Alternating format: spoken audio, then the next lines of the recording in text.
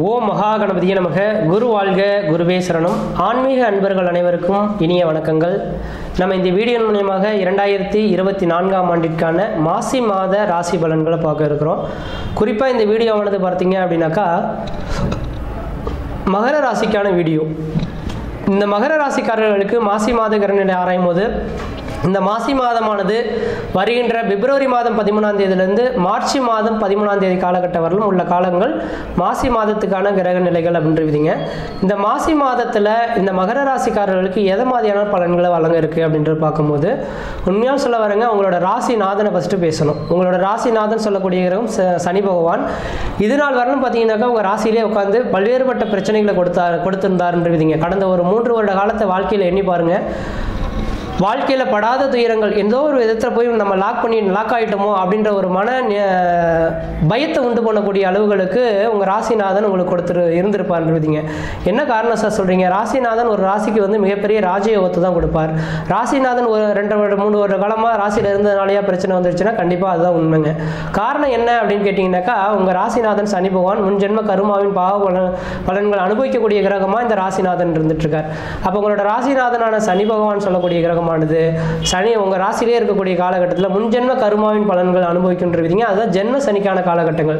அப்ப ஜென்ம சனி காலகட்டத்தில் முன் ஜென்மத்தில் என்ன பாவ புண்ணியங்கள் செய்திருந்தீங்களோ தெரியாது, புண்ணியத்தை தவிர்த்துட்டு பாவத்தை அனுபவிக்கக்கூடிய காலகட்டங்கள் அப்படின்றீங்க. கடந்த 3 வருட காலகட்டத்தில் பல்வேறுபட்ட கஷ்ட நஷ்டங்கள் சந்திக்கணும். குடும்பத்தில் கஷ்டம் நஷ்டம், வம்பு வழக்கு, சண்டை சச்சரவு, கோர்ட்டு கேஸு, மன நிம்மதி குறையிறது, பொருளாதார பிரச்சனைகள் ஏற்படுறது, கடன்கள் அதிகரிக்கிறது, உற்றார் பகைமை பாராட்டுறது, இது மாதிரியான கஷ்ட நஷ்டங்கள் சந்திக்கக்கூடிய காலகட்டங்கள் உருவாயிருக்குன்றீங்க. முக்கியமாக ஒரு நிறுவனம் வச்சு நடத்திட்டு இருப்பீங்க, தொழில் தொடங்கியிருப்பீங்க. அந்த தொழிலானது திவாலாகக்கூடிய காலகட்டங்கள் உருவாயிருக்கும். எப்படி தான் கடன் வந்திருக்குன்னு தெரியாது. ஆனால் கடனானது பல்வேறுபட்ட கடன்கள் வந்து சிக்கி தவிக்கக்கூடிய அளவுகளுக்கு வந்திருக்குன்றீங்க. அப்படிப்பட்ட இந்த மகர ராசிக்காரர்களுக்கு தெளிவாக சொல்ல வரங்க, இன்னைக்கு ராசிக்கு 2ஆம் இடத்துல சனி பகவான் உட்கார்ந்துருக்கிறது ஒரு யோகமான அமைப்பு. இதுக்கு முன்பாக பார்த்தீங்கன்னாக்கா கடந்த 3 வருட காலமாக நிரந்தரமான வேலை இல்லாமல் தடுமாறிட்டு இருக்கக்கூடிய அமைப்புகள் உருவாயிருக்கும். ஒரு மனிதனுக்கு நிரந்தரமான வேலை இல்லாமல் போயிடுச்சுனாவே எல்லாவித பிரச்சனைகளும் வந்துருன்றீங்க. கடந்த 3 வருட காலமாக மகர ராசிக்காரர்களுக்கு நிரந்தரமான வேலை இல்லை அப்படின்றது ஆணித்தரமா சொல்ல விரும்புறேன். ஒரு மனிதனுக்கு ஜென்மத்தில் சனி வந்துட்டான் அப்படின்னாவே அவன் வேலை வாய்ப்பெல்லாம் விட்டுட்டு உட்கார ஆரம்பிச்சிடணும். உட்காந்துட்டா அந்த கிரகம் விட்டுடும். ஓடி ஆடி உழைக்க போறீங்கன்னா அது மிகப்பெரிய உங்களுக்கு தடைகள் ஏற்பட்டு அது பிரச்சனைகளை கொடுக்கக்கூடிய அளவுகளில் கொண்டு வந்திருக்கின்றீங்க. அப்படிப்பட்ட நபர்களுக்கு கடந்த 3 வருட காலமாக வேலை இல்லாமல் சிக்கி தவிக்கிற நபர்களுக்கு இந்த மாத காலகட்டத்தில் உங்களுக்குன்ற ஒரு நிரந்தரமான உத்தியோகம் என்ன, உங்களோட தேவைகளை பூர்த்தி செய்யக்கூடிய அளவுகளுக்கு ஒரு வழிகாட்டக்கூடிய ஒரு மாதமாக இந்த மாதம் இருந்துட்டு கொண்டுவீங்க. இதுக்கு செய்யறதுக்கு இந்த கடந்த 3 வருட காலமாக ஒரு பிரச்சனைகளுக்கு தீர்வு இதுதான் அப்படின்றது தெரியாமல் தடுமாற நபர்களுக்கு இந்த தீர்வு கிடைக்கிறதுக்கான மாதமாக இந்த மாதம் இருந்துட்டு கொண்டுவீங்க. அப்போ ராசிக்கு 2ஆம் இடத்துல பார்த்தீங்க அப்படின்னாக்கா சனியும் சூரியனும் சேர்ந்து இருக்கக்கூடிய காலகட்டத்தில் திடீர் அதிர்ஷ்டங்கள், திடீர் பணவரவுகள் ஏற்படும்ன்றீங்க. 2 8ஆம் அதிபதிகள் கண்டிப்பாக திடீர் அதிர்ஷ்டத்தையும் திடீர் பணவரவுகளையும் ஏற்படக்கூடிய அமைப்புகளாக இருக்குன்றீங்க. முக்கியமாக சொல்ல வரங்க, இந்த மாத காலகட்டத்தில் சனி சூரியனை தொட்டால் அது அரண்மனை யோகம் அப்படின்றீங்க. இந்த விதிகள் உங்க ராசிக்கு 2ஆம் இடத்துல இந்த சனி பகவான் இருந்துட்டு இருக்கார். 2ஆம் இடத்துல சூரிய பகவான் இருக்கார். அப்ப சனி பகவான் சூரியனை தொடும் காலகட்டத்தில் ராஜ யோக வாழ்க்கையை நீங்க அனுபவிக்கின்றீங்க. அது குறிப்பா ஒரு 10 நாட்கள் மட்டும் இருக்குன்றீங்க. அதாவது குறிப்பா சொல்ல போனா தெளிவாக பார்க்கவங்க, கரெக்டா இந்த மார்ச் மாதம் 1ஆம் தேதியிலிருந்து மார்ச் மாதம் 13ஆம் தேதி முடியக்கூடிய காலகட்டத்தில் பார்த்தீங்கன்னாக்கா உங்களோட என்ன தேவைகள், நீங்க எதை நோக்கி காத்துட்டு இருக்கீங்களோ அந்த விஷயங்கள் கண் முன்னே நடக்கிறத பார்க்க முடியும். உங்களோட இப்போ முக்கியமாக அரசியல் சூழல்கள்லாம் உங்களுக்கு வந்துட்டு இருக்கு இல்லைங்களா? நம்ம மகர ராசிக்காரர்களுக்கு எனக்கெல்லாம் வாய்ப்புகள் கிடைக்காது அப்படின்னு நினைக்கக்கூடிய நபர்களுக்கு உங்களுக்கு தான் இந்த வாய்ப்பு அப்படின்றது நிரந்தரப்படுத்தக்கூடிய காலகட்டங்கள் உருவாகுன்றீங்க.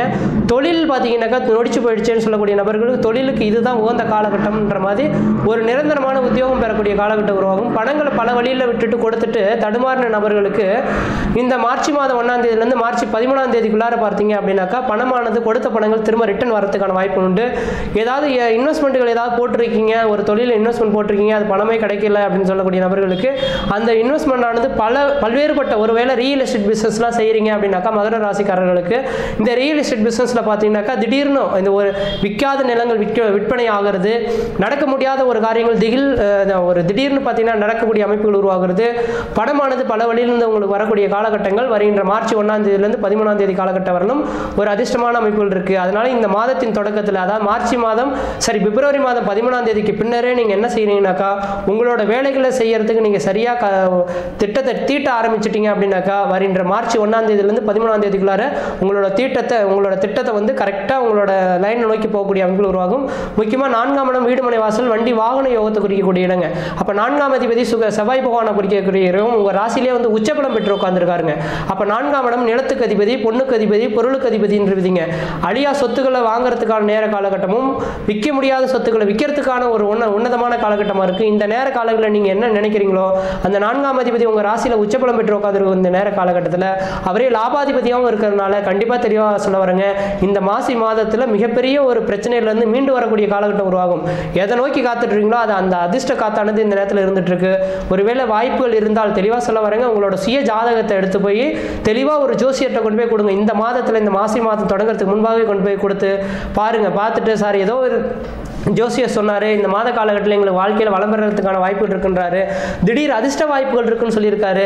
இந்த மாத காலகட்டத்தில் எங்களோட சுய ஜாதகம் என்ன சொல்லுது, நான் இந்த வேலை செய்துட்டு இருக்கேன், இந்த தொழில் செய்துட்டு இருக்கேன், எனக்கான ஒரு வாய்ப்புகள் உருவாகுமா, சொந்த தொழில் செய்துட்டு இருக்கேன், இதில் ஏதாவது கொடிகட்டி பறக்கிறதுக்கான வாய்ப்புகள் உருவாகுமா, கொடுத்த படங்கள் திரும்ப வரதுக்கான வாய்ப்புகள் உண்டா அப்படின்றது உங்கள் சுய ஜாதகத்தை ஒரு தடவை செக் பண்ணி பார்த்துக்கிட்டு அவர் சொல்லக்கூடிய பரிகாரங்களும் அவங்க சொல்லக்கூடிய முயற்சிகளும் நீங்கள் எடுத்தீங்க அப்படின்னாக்கா, இந்த மாசி மாதத்தில் மிகப்பெரிய மன நிம்மதியை தரக்கூடிய ஒரு மாதமாக மகர ராசிக்காரர்களுக்கு இருந்துட்டு இருக்கும். இதுக்கு காரணம் என்ன சொல்ல வரேன் இல்லைங்களா, உங்கள் 4ஆம் அதிபதியும் லாபாதிபதியும் சொல்லக்கூடிய செவ்வாய் பகவான் சொல்லக்கூடிய உங்கள் ராசியிலே உச்சபலம் பெற்று இருக்கக்கூடிய மாதம் இந்த மாதமாக இருந்துட்டு இருக்கு.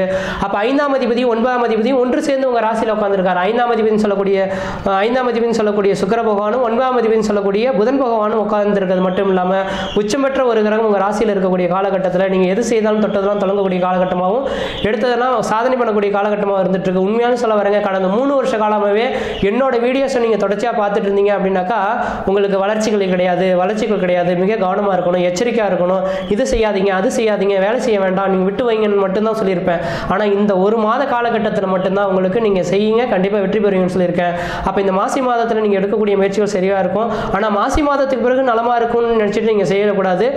சனி பகவான் வந்து பார்த்தீங்கன்னா பாதத்தில் நிற்கிறாருங்க. பாதத்தில் இருக்கும்போது இன்னும் 2.5 வருட காலம் உங்களுக்கு ஏழச்சனி தாக்கங்கள் இருக்குது.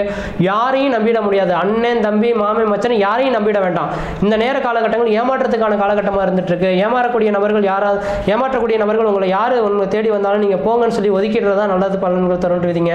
பணங்காசுகள் மட்டும் தயவு செய்து யார்ட்டையும் கொடுத்துறாங்க. போட்ட பணத்தை திரும்ப எடுக்கிறதுக்கு இன்னும் 2 வருஷ காலம் ஆகிடும். இந்த ஒரு மாத காலகட்டத்தில் போட்ட பணங்கள் எதாக இருந்தாலும் உங்களை தேடி வரக்கூடிய பணத்தை நீங்கள் அழியா சொத்துக்கள், உங்களுக்கு கடன்களும் பல்வேறு ஏகப்பட்ட கடன்கள் இருக்கும். எப்படி தான் கடன் வந்ததுன்னு தெரியாது. அந்த கடன்களை யோசிக்காமல் இந்த மாதிரி அடைச்சிட்டிங்கன்னா ஓரளவுக்கு நல்ல பலன்கள் தரும். அதே போல் இந்த குரு பகவானோட பார்வையானது உங்கள் ராசிக்கு பார்த்தீங்கன்னா 12ஆம் இடத்துக்கு பார்வை இருக்குங்க. 12ஆம் இடமானது அந்நிய தேசம், அந்நிய பயணம், அயல்நாட்டு குறிக்கக்கூடிய அமைப்புகள் இருக்கனால ஒருவேளை வெளிநாடு வெளிமாநில தொடர்பு வரும்னாக்கா வெளிநாட்டு கிளம்புறதுக்கான உன்னதமான காலகட்டமாக இருக்கும்.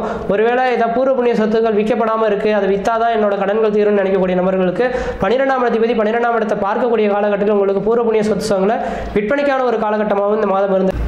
அதனால் மகர ராசிக்காரர்களுக்கு பூர்வ புண்ணிய சொத்து சுகங்கள் விற்கக்கூடிய ஒரு நல்ல காலகட்டங்களாக இந்த நேரம் இருந்துகிட்ருக்கு. ரியல் எஸ்டேட் சம்மந்தப்பட்ட தொழில் செய்யக்கூடிய நபர்களுக்கு இந்த காலகட்டம், இந்த மாதத்தில் இறுதியில் பார்த்திங்கனாக்கா அந்த விற்காத ஒரு நிலங்கள்லாம் விற்பனைக்கான ஒரு காலகட்டமாக இருந்துகிட்ருக்குன்றீங்க. அதனால் இந்த மகர ராசிக்காரர்களுக்கு இது ஒரு பொன்னான காலகட்டமாக இருக்குது. இந்த மாத காலகட்டத்தை எந்த அளவுக்கு நீங்கள் பயன்படுத்திங்களோ வாழ்க்கையில் வெற்றி பெறதுக்கான வாய்ப்புகள் உருவாகும். மற்ற விஷயங்களில் மட்டும் கொஞ்சம் எச்சரிக்கையாக இருக்கணும். உங்களோட சுய ஜாதகத்தை ஒரு தடவை பரிசீலனை பண்ணிக்கிறது ஒரு நல்ல பலன்கள் தருன்றீங்க. மற்ற விதத்தில் இந்த தோஷங்கள் பாதிப்பு கிடையாது. சிறப்பாக இருப்பீங்க, ஆயுள் தீர்க்கமாக இருப்பீங்க. நன்றி, வணக்கம்.